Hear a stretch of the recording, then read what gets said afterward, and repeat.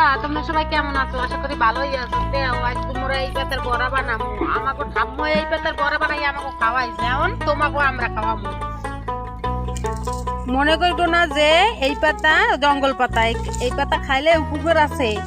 বন্ধুরা এই পাতার বড়া বানাই খাইলে, এই পাতা সেচকে খাইলে শরীর হইবে সুন্দর তরতাজা, এই শাকের মতো। দেখছো কত সুন্দর এই শাকগুলা।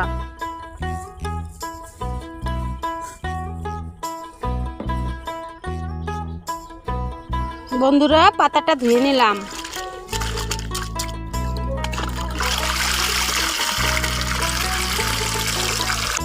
বন্ধুরা এখন দিদি চালগুলা বাড়িয়ে নেবে।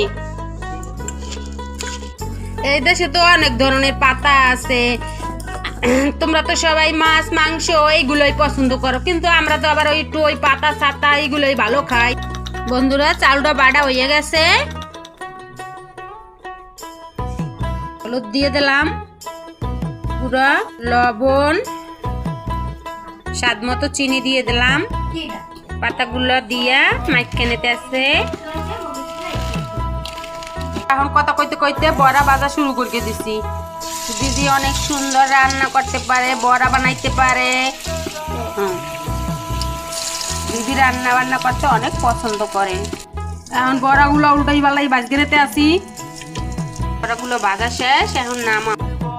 আমাকে ঠাম্মায় মারা গেছে 10 বছর হয়েছে, হ্যাঁ স্মৃতিগুলো মোরা ধরে রাখছি।